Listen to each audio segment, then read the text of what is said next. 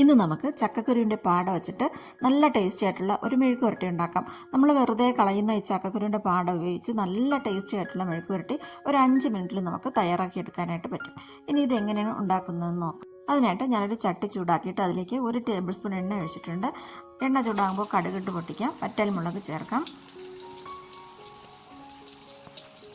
ഇനി കുറച്ച് കറിവേപ്പിലയും കൂടി ഇട്ട് കൊടുക്കാം. എന്നിട്ട് ഞാൻ ഒരു ചെറിയ സവാള നീളത്തിലരിഞ്ഞതും 2 പച്ചമുളക് കീറി ചേർത്തിട്ടുണ്ട്, അതിട്ട് കൊടുക്കാം. ആദ്യം ഈ സവാളയും പച്ചമുളകും ഒന്ന് വഴറ്റാം.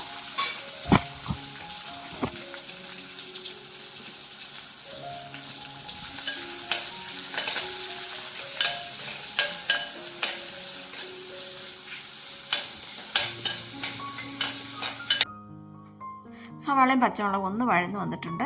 ഇനി ഇതിലേക്ക് നമ്മൾ എടുത്തു വെച്ചിട്ടുള്ള ചക്കയുടെ പാട ഇട്ട് കൊടുക്കാം. ചക്കപ്പാട എടുക്കുമ്പോൾ ഇതുപോലെ അതിൻ്റെ പാടയുടെ കട്ടിയുള്ള ഭാഗം ഒന്ന് മാറ്റിയെടുക്കണം. ഇതിപ്പോൾ ചെറിയ പാടയായതുകൊണ്ട് ഞാൻ മുറിച്ചിട്ടൊന്നുമില്ല. വലിയ പാടയാണെങ്കിൽ രണ്ടായിട്ടൊക്കെ ഒന്ന് കൈവച്ചിട്ടൊന്ന് കീറിയെടുത്താൽ മതി. ഇതിപ്പോൾ മുറിച്ചിട്ടൊന്നുമില്ല, മുഴുവൻ തന്നെയാണ് ഇട്ടിട്ടുള്ളത്. അത് ഇട്ട് കൊടുക്കാം. ചക്കപ്പാടയും ചേർത്തിട്ട് നന്നായിട്ടൊന്ന് ഇളക്കി കൊടുക്കാം. ഇനി ഇതിലേക്ക് ആവശ്യത്തിന് ഉപ്പ് ചേർക്കാം. ഉപ്പ് കുറച്ച് ചേർത്താൽ മതി.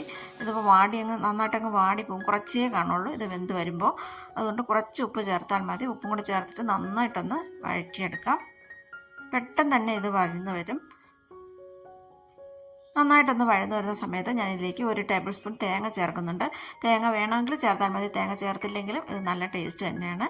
ഞാനിപ്പോൾ അല്പം തേങ്ങ ചേർക്കുന്നുണ്ട്. തേങ്ങ കൂടി ചേർത്തിട്ട് നന്നായിട്ടൊന്ന് ഇളക്കിയെടുക്കാം. ഈ ചക്കപ്പാട വെച്ചിട്ട് ഇതുപോലെ മെഴുക്ക് പുരട്ടി ഉണ്ടാക്കി കഴിക്കാത്തവരുണ്ടെങ്കിൽ ഒരു പ്രാവശ്യമെങ്കിലും ഇതുപോലെ ഒന്ന് ഉണ്ടാക്കി നോക്കണം. പിന്നെ നമ്മളിതിൻ്റെ പാട കളയേയില്ല, എപ്പോഴും മെഴുക്ക് പുരട്ടി ഉണ്ടാക്കി കഴിക്കും.